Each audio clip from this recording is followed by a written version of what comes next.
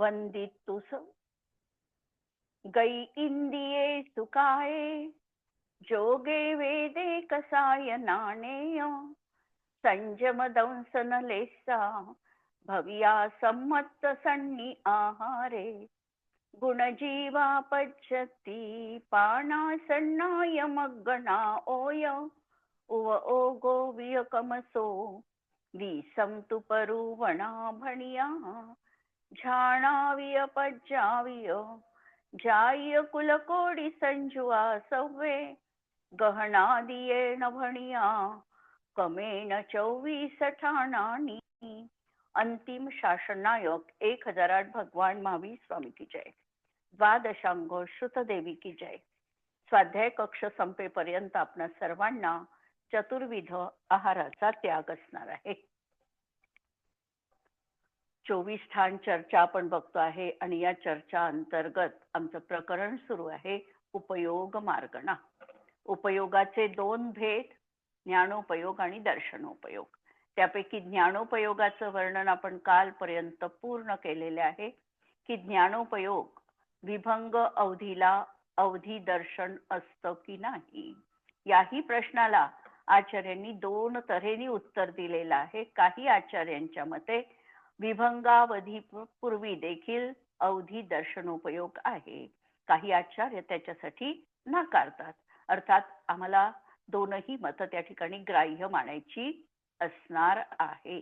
अशा तऱ्हेने ज्ञानोपयोग एका जीवाला एका समयात किती ज्ञानोपयोग उपयोग तर एक राहील, पण किती ज्ञानाची उपलब्धी होऊ शकते तर मॅक्झिमम 4 ज्ञानांची उपलब्धी एका जीवाला असू शकते. एकादिनी भाज्यानी युगपदे कस्मिन्ना चतुर्भ्याः.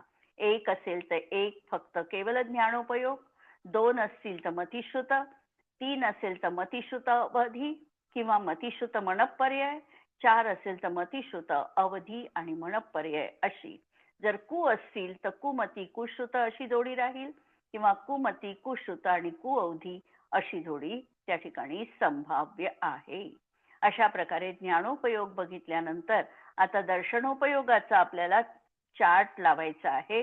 दर्शनोपयोगामध्ये देखील ज्ञानोपयोग ज्या पद्धतीने आम्ही लावला त्या पद्धतीने दर्शनोपयोग लावायचा आहे. दर्शन 4 तऱ्हेच आहे. चक्षुदर्शन, अचक्षुदर्शन, अवधी दर्शन आणि केवल दर्शन.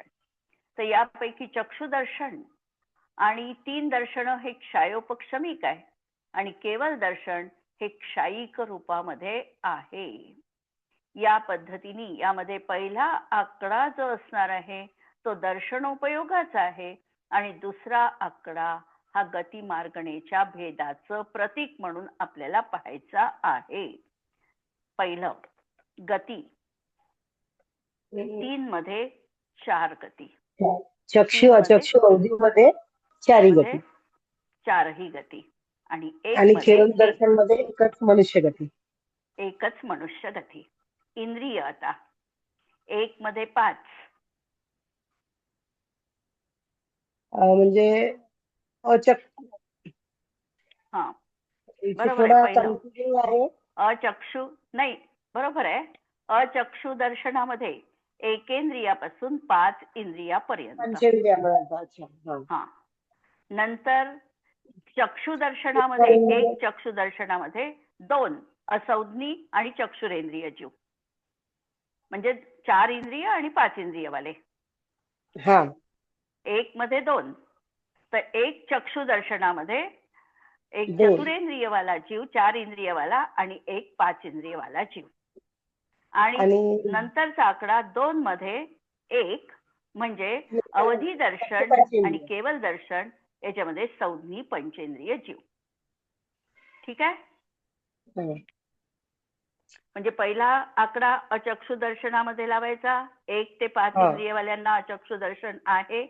चक्षु दर्शनामध्ये 2 लावायचे, चतुरेंद्रिय आणि पंचेंद्रिय, आणि 1 म्हणजे अवधी दर्शन, नाही 2 म्हणजे अवधी दर्शन आणि केवल दर्शन हे संज्ञी पंचेंद्रिय जीवांना. काय 1 मध्ये 6, 1 मध्ये 6 म्हणजे एक अचक्षु दर्शनात अचक्षु काही. दर्शनात हा. आणि आणि उरलेल्या 3 मध्ये मध्ये एक. एकच असेल, म्हणजे ती फक्त त्रसक आहे. चक्षु, अवधी आणि केवल या 3 दर्शनात एक त्रसक आहे. योग 3 मध्ये 15. पहिले 3 3 म्हणजे आकडा, चक्षु, अचक्षु, अवधी या 3 अवधी. दर्शनामध्ये 15 ही योग असू शकतात. आणि आणि एक केवळ म्हणजे दर्शनात फक्त केवल 7. ज्ञान. केवल दर्शनामध्ये 7 योग राहतील. हे 7 योग माहिती आहे आपल्याला. 2 मनाचे, 2 वचनाचे आणि 3 आणि कायेचे. 3 काय औदारिक, हं? कारमान हं? आणि औदारिक मिश्र. मिश्र. वेद पहिल्या 3 दर्शनात 3 वेद, नंतर वेदातीत केवळ दर्शनात. नंतर केवल दर्शनात वेदातीत. कशा आहे? चक्षु अचक्षु मध्ये 25. पण बरोबर आहे. सामान्य अपेक्षाने 25 येतील तिथे. हो. ज्यांना चक्षु अचक्षु दर्शन आहे त्यांना सामान्यतः 25 कशा असू हा, शकतात. 25 वाटेल. हा. आणि एक आता म्हणजे अवधी अवधी दर्शनवाल्यांना 21. अवधी दर्शनवाल्यांना 1 म्हणजे 4 कशा आहे कमी. आणि अनस्थानबंधी 4 कमी. 21. आणि केवल दर्शनामध्ये केवळ दर्शनात एकही कशाय नाही. एकही कशाय नाही. ज्ञान चक्षु अचक्षु मध्ये 7 ज्ञान. केवळ दर्शन सोडून बाकीचे 7 सगळे. आणि आता मग ज्ञानामध्ये अवधी दर्शनात 4. अवधी दर्शनात मती, 4. सुत, अवधी आणि मनपर्याय. आणि मनपर्याय. हो. आणि केवळ दर्शनात केवल एकच. दर्शनात एक केवल. संयम पहिल्या 3 मध्ये 7 पण. आणि केवळ दर्शनात फक्त एकच संयम असेल, यथाख्यात. यथाख्यात. दर्शन आता दर्शनाचा प्रकरण असल्यामुळे ते दर्शन स्वकीय लावाय. लेशा पहिल्या 3 मध्ये साही. साही आणि लेशा. केवळ दर्शनात एकच शुक्ल. शुक्ल एकच लेशा. भव्य पहिल्या याच्यात दोन्ही राहतील, भव्य अभव्य. पहिल्या 2 मध्ये चक्षु मध्ये. आणि अवधी दर्शन आणि केवळ दर्शनात फक्त भव्यच असतील. भव्यच राहील. सम्यक्त्व पहिल्या याच्यात 6 म्हणजे मिथ्यात्व, सासाधन. नाही, पहिला म्हणजे चक्षु अचक्षु दर्शनात. चक्षु अचक्षु दर्शनामध्ये 6 सम्यक्त्व. हा. आणि अवधी दर्शनात 4च राहतात. 4 राहतील. सामायिक क्षेत्रोपस्थापना, प्रतिवारण शुद्धी आणि यथाख्यात. सूक्ष्म संप्राय. सूक्ष्म संप्राय. आणि यथाख्यात फक्त केवळ दर्शनात. हा. नंतर नाही, शाही सम्यक्त्व. हा, सम्यक्त्व लावायचं आहे ना आपल्याला. हा, बरोबर आहे. शाही सम्यक्त्व. इथे सम्यक्त्व कोणतं लावाल? 1 मध्ये 4 कोणते लावाल? हे पहा, 2 मध्ये 6 तर आहे, ठीक आहे. मतिश्रुत मध्ये 6 सम्यक्त्व आहे. 1 मध्ये 4 म्हणजे अवधी दर्शनामध्ये 4 सम्यक्त्व कोणते लावाल? शाहीक पण असू शकते. औपचारिक मध्ये दोन्ही असेल. प्रथमोपशम आणि द्वितीयोपशम. नाही, तो भेद नाही घ्यायचा इथे. तो नाही घ्यायचा. या ठिकाणी 3ऱ्या गुणस्थानापासून लावायचं. मिश्र, नंतर उपशम, क्षायिक आणि क्षयोपशमिक असे 4 लावायचे. कारण 3ऱ्या गुणस्थानात सम्यक मिथ्यात्व आहे ना, ते इथे लावायचं. कारण अवधी दर्शनासोबत 3रं गुणस्थान आहे. अवधी दर्शनासोबत 3रं गुणस्थान आहे. म्हणून अवधी दर्शनासोबत 3रं गुणस्थान प्लस 3 सम्यक्त्व असे 4 लावायचे. हा क्लिअर झाला का प्रकार? नंतर संज्ञी.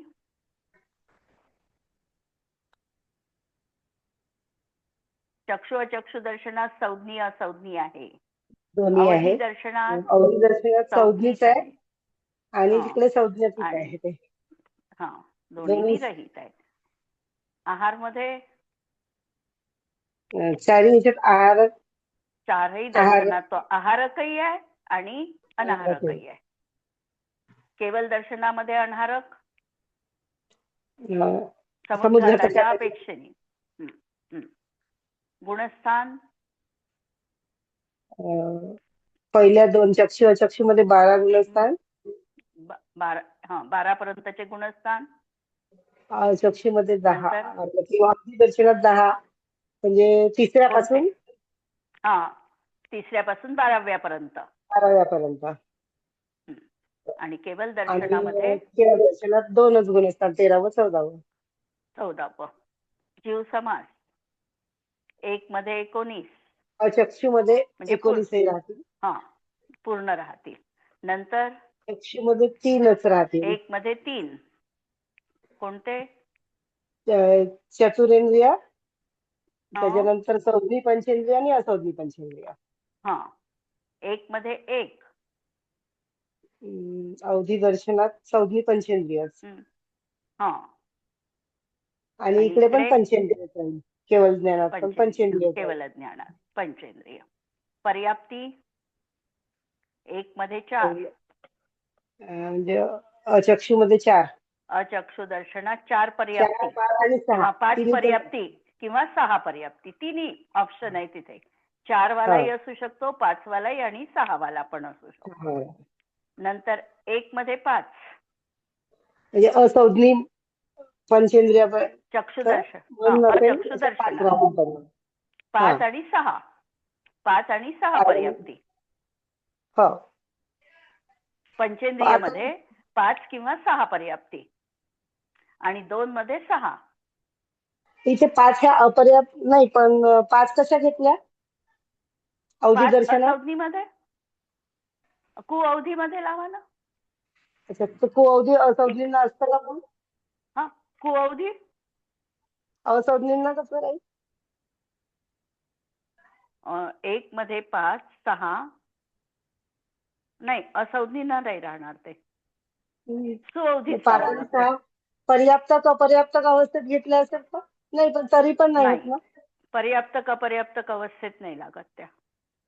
मग अवधी दर्शनामध्ये थांबा, पहिल्या ह्याच्यात काय घेतलं? 1 मध्ये नाही, चक्षु दर्शनात आहे हे 5 आणि 6 चक्षु दर्शनात आहे. चक्षु दर्शनात 5 आणि 6 पर्याप्ती आणि अवधी दर्शन आणि केवल दर्शनात 6 पर्याप्ती.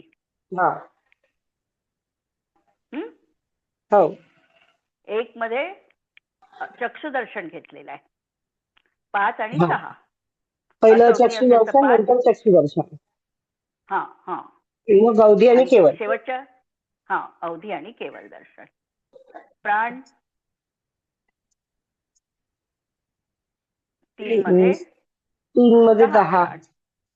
मी पहिलं तिन्ही दर्शनात 10 प्राण आणि केवल दर्शनात 4 प्राण. 4 प्राण. संज्ञा पहिल्या तिन्ही दर्शनात 4 संज्ञा राहील आणि नंतर संज्ञा. उपयोग, आता उपयोगाचं प्रकरण आपण पाहिलंच. ध्यान अवधी दर्शनापर्यंत 14 ध्यान, चक्षु अवधी आणि नंतर 2च ध्यान राहील, शुक्ल ध्यान. 2 शेवटची ध्यान, 2 शेवटची ध्यान. आश्रव चक्षु मध्ये 57 आहे पूर्व.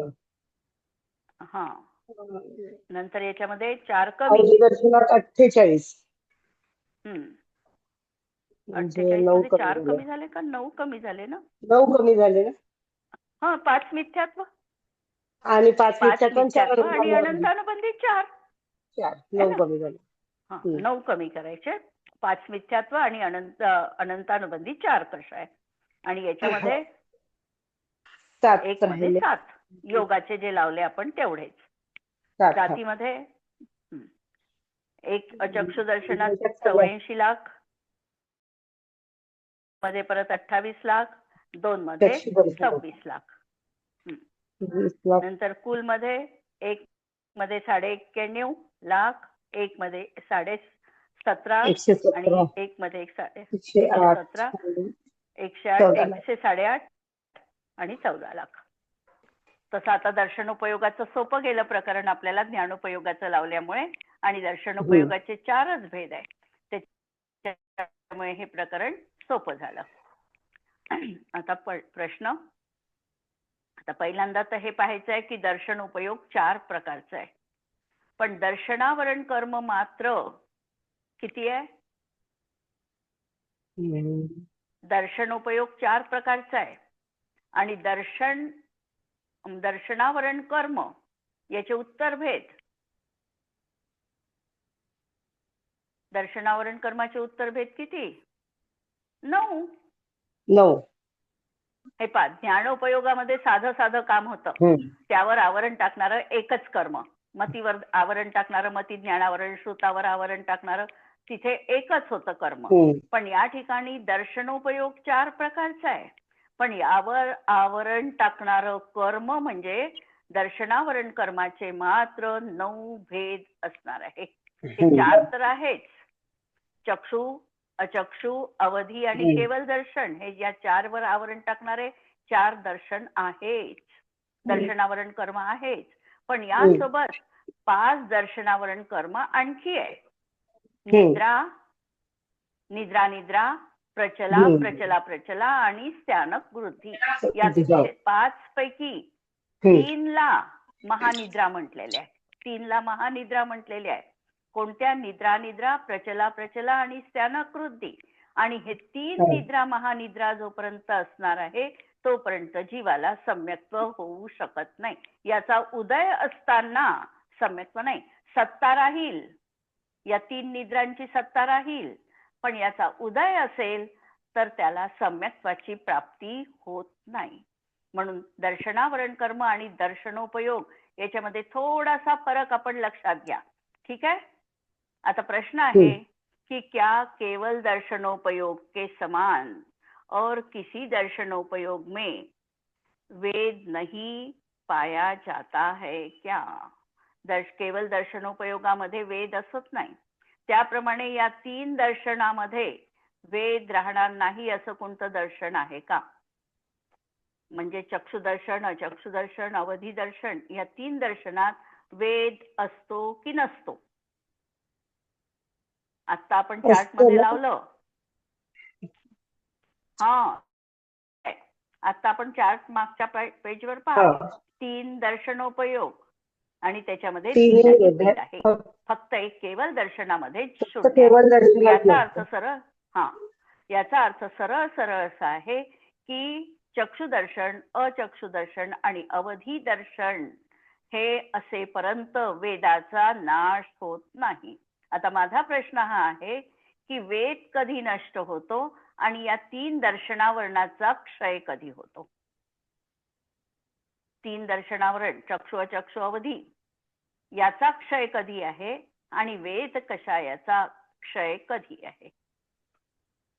कोणत्या गुणस्थानात आहे? वेदचा 9व्या गुणस्थानात क्षय हा 10व्या गुणस्थानाच्या अंतिम समयामध्ये. नाही, 12व्या गुणस्थानाच्या 12व्या गुणस्थानापर्यंत हे आमचं दर्शन क्षयोपक्षमिक आहे. चक्षुदर्शनावरण, अचक्षुदर्शनावरण किंवा अवधी दर्शनावरण यांचा क्षयोपक्षम असणार आहे 12व्या गुणस्थानापर्यंत. आणि 12व्या गुणस्थानाच्या अंती या 3 दर्शनावरण कर्माचा क्षय होणार आहे. आणि दर्शनोपयोग हा कुठपर्यंत आहे? मग जोपर्यंत आमचा क्षयोपक्षम आहे तोपर्यंत आमचा दर्शनोपयोग आहे. म्हणून चक्षु, अचक्षु, अवधी दर्शन 12व्या गुणस्थानापर्यंत हे क्षयोपक्षमिक दर्शन जीवाला असू शकतं. आता या 4 दर्शनावरणाचे उत्तर प्रकृती कधी 12व्या गुणस्थानाच्या अंत समयामध्ये ह्या प्रकृती नष्ट होतात. कोणत्या? चक्षुदर्शनावरण, अचक्षुदर्शनावरण आणि केवल दर्शनावरण पण 4ही नष्ट होऊन जीवाला केवल दर्शनाची प्राप्ती होते. 4ही नष्ट युगपद होतात. आता नंतर यापैकी या 3 महानिद्रा आणि निद्रा आणि प्रचला अशा ज्या कर्म प्रकृती राहिल्या आहे याचा क्षय कोणत्या गुणस्थानात होतो? उपशम होत असेल तर उपशम श्रेणीवाला उपशम करेल आणि क्षयवाला असेल तर तो क्षय करेल. क्षय करणारा असेल तो क्षपक श्रेणीनी आरोहण करेल. जर या दर्शनावरण कर्माचा उपशम तो करू शकतो का? 9व्या गुणस्थानात 3 निद्रांचा उपशम करू शकतो का? उपशम श्रेणी आरोहण करतोय. 3 कर्मांचा उपशम म्हणजे निद्रा निद्रा प्रचला प्रचला आणि स्त्यानकृती याचा उपशम तो करू शकतो का? थोडा प्रश्न फिरवून विचारलेला आहे, कारण उपशमाची योग्यता फक्त मोहनीय कर्मात आहे. याचा उपशम होऊ शकत नाही. 3 निद्रांचा झाला तर डायरेक्ट क्षय करेल 9व्या गुणस्थानाच्या अवेद भागात असताना, म्हणजे सवेद भागात याचा क्षय होईल. पहिल्यांदा तर याचा क्षय होतो. 3 महानिद्रांचा क्षय होतो. म्हणजे दर्शनावरण कर्म प्रकृतींचा क्षय हा 9व्या गुणस्थानाच्या पहिल्या भागात होतो. आणि याचा उपशम होऊ शकत नाही. उपशम श्रेणीनी आरोहण करणारा जीव असेल तर त्याला म्हणायचं की त्यांनी या प्रकृतीची बंधविच्छुत्ती केलेली आहे. तो बंधविच्छुत्ती करेल. आणि क्षपकवाला असेल तर तो या प्रकृतींचा क्षय करेल. 3 प्रकृतींचा. आता उरल्या 2 प्रकृती, निद्रा आणि प्रचला. या निद्रा आणि प्रचलाचा क्षय हा पण 12व्या गुणस्थानाच्या उपांत्य समयात आणि अंत्य समयात. निद्रेचा उपांत्यमध्ये झाला तर प्रचलेचा अंत्यमध्ये होईल.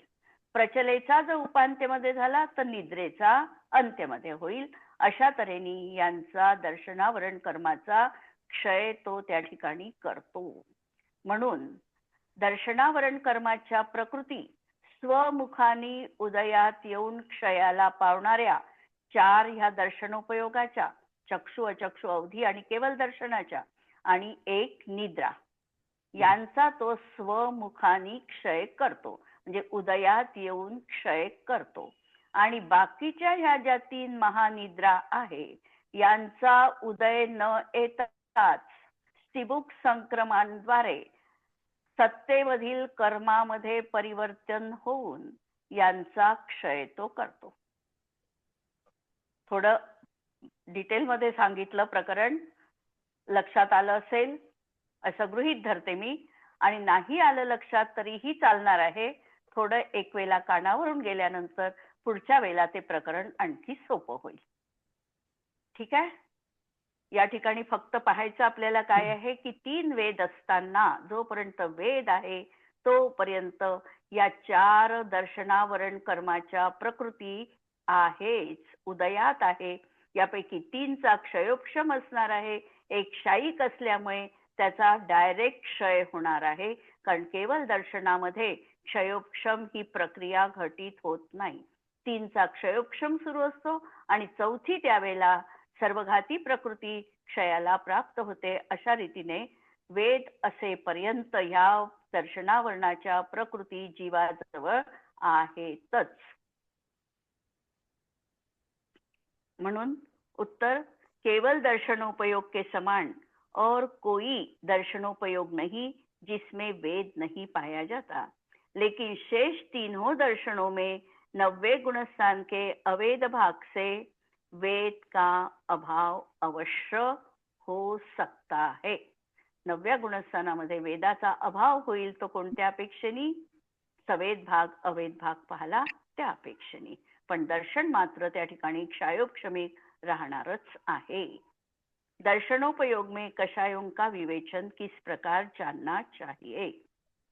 दर्शनोपयोगामध्ये कषायांचं विवेचन. चक्षु तथा अचक्षु दर्शनोपयोग में पहले और दूसरे गुणस्थान की अपेक्षा 25 कषाय होती है और आगे के गुणस्थानों में कषाय कम होती जाती है.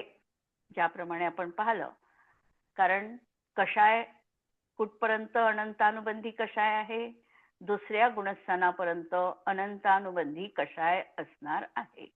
म्हणजे दुसऱ्या गुणस्थानात अनंतानुबंधीचा उदय आहे. तिसऱ्या गुणस्थानापासून अनंतानुबंधीचा आता उदय जीवाला नाही. त्यामुळे कषायांमध्ये त्या ठिकाणी उदयाच्या अपेक्षेने कमीपणा दाखवायचा. पण सत्व म्हटलं तर सत्व अनंतानुबंधीचं कुठपर्यंत राहू शकणार आहे? एखाद्या जीवाला अनंतानुबंधीचं सत्व उदय सांगितलं की उदय तर दुसऱ्यापर्यंत आहे. अनंतानुबंधीचा बंध कुठपर्यंत आहे? 7व्या गुणस्थानापर्यंत. सत्व 7व्यापर्यंत. सत्व 7व्यापर्यंत, हे बरोबर आहे. 7व्या गुणस्थानापर्यंत सत्व असू शकतं. आणि बंध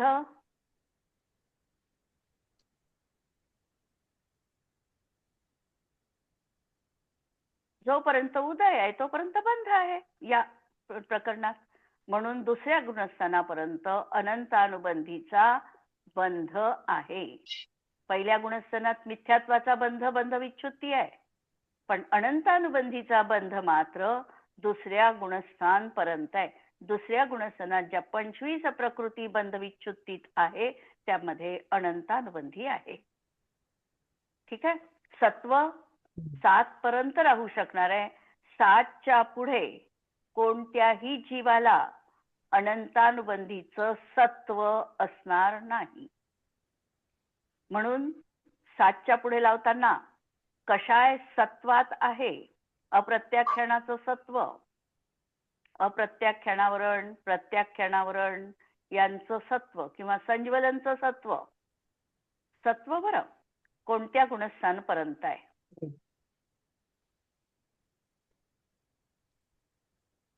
यात 2 संज्वलनचं लावावे सत्व लागतात. 12व्या गुणस्थानापर्यंत. आणि काय विचारलं तुम्ही आणखीन एक? काय? अप्रत्याख्यानावरण, प्रत्याख्यानावरण. अप्रत्याख्यानावरणचं सत्व 5व्या गुणस्थानापर्यंत. 5व्या सत्वाचं प्रकरण सुरू आहे आपलं. म्हणजे आपला जनरली घोळ कुठे होतो? सत्व, उदय आणि बंधात. आता जेव्हा आम्ही सत्व लावतो, सत्व लावत असताना आम्हाला 2 तऱ्हेने विचार करावा लागतो. एक उपशम श्रेणी चढणाऱ्याच्या अपेक्षेने विचार करावा लागतो आणि दुसरं क्षपक श्रेणी चढणाऱ्याच्या अपेक्षेने विचार करावा लागतो. जर एखादा जीव 4थ्या गुणस्थानात अनंतानुबंधीचं त्यांनी विसंयोजित केली, अनंतानुबंधीचं सत्व संपलं. पण श्रेणी आरोहण करत असताना आता उपशम श्रेणी तो आरोहण करतो आहे, त्यावेळेला अप्रत्याख्यानावरण, प्रत्याख्यानावरण त्याच्या सत्वात आहे का? संज्वलन त्याच्या सत्वात आहे का? त्याच्या सत्वात 12ही प्रकृती आहे. 12ही प्रकृती आहे. त्यांनी काय केलं? उपशम करत असताना या प्रकृतींचा उपशम केला. कारण उपशमाची प्रक्रिया मोहनीय कर्मात घटत ठेवू शकते. म्हणून अप्रत्याख्यानावरण, प्रत्याख्यानावरण यांचा आणि संज्वलनचं क्रोध, मान, माया आणि शेवटी लोभ अशांचा उपशम करत हा गेला. म्हणजे त्याच्या सत्वामध्ये या प्रकृती 11व्या गुणस्थानापर्यंत असू शकतात. उपशम श्रेणी अपेक्षेने.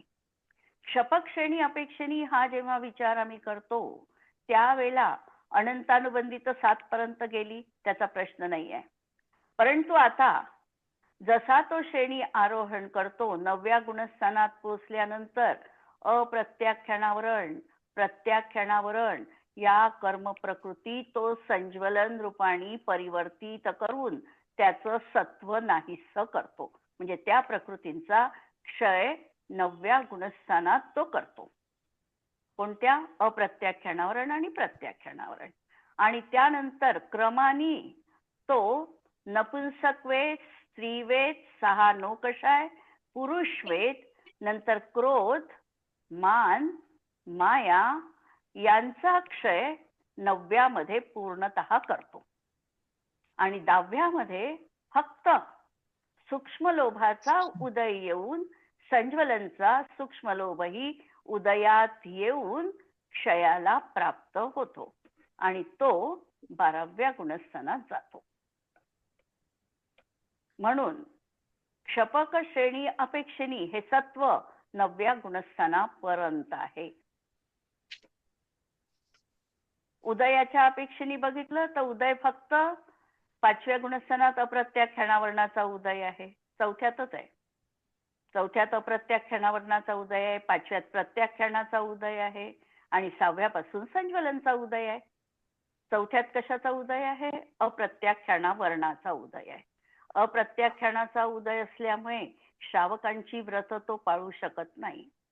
5व्या गुणस्थानामध्ये प्रत्याख्यानावर्णाचा उदय असल्याने मुनींची व्रत तो पाळू शकत नाही आणि 6व्या गुणस्थानात मुनींची व्रत आहे पण कथनचित प्रमाद आहे म्हणून प्रमत्त दशा आहे आणि 7व्यामध्ये संज्वलनचा मंद उदय आहे, अप्रमत्त दशा आहे. अशा प्रकारे उदयाच्या अपेक्षेने आता 6 पासून प्रत्याख्यानावर्णाचा उदय नाही आणि अप्रत्याख्यानावर्णाचा पण पुढे उदय नाही. फक्त संज्वलनचा उदय 6 पासून 10 पर्यंत आहे. सत्व पाहलं, उदय पाहलं आणि बंधाची विवक्षा पण जिथे जिथे त्याचा उदय आहे त्या ठिकाणी त्याचा बंध पण आहे. अशा रीतीने ही प्रक्रिया. तर ठीक आहे. म्हणून कषायांचं विवेचन आम्ही कशा पद्धतीने लावू शकतो या पद्धतीने गुणस्थानाची थोडी परिपाटी लक्षात ठेवून चक्षु आणि अचक्षु दर्शनामध्ये पहिल्यांदा पहिल्या आणि दुसऱ्या गुणस्थानात 25 ही कषाय आहे. तिसऱ्या गुणस्थानामध्ये आमचे कषाय कमी झाले, अनंतानुबंधी गेलो. तिसऱ्यापासून अनंतानुबंधी नाही. अशा तऱ्हेने पुढे पुढे एक एक कषाय उदयातून काढायचा. सत्व या ठिकाणी अभिप्रेत नाही. ठीक आहे. आजचं प्रकरण थोडं मला वाटते कठीण झालं असेल. उद्याला परत यावर आपण पाहू आणि मग पुढे जाऊ. जिनवाणी के ज्ञान ते सुजे लोकालोक, तो जिनवाणी मस्तक नमो सदा देतो. नमो अरिहंताणम, नमो सिद्धाणम, नमो आयर्याणम, नमो उच्छायाणम.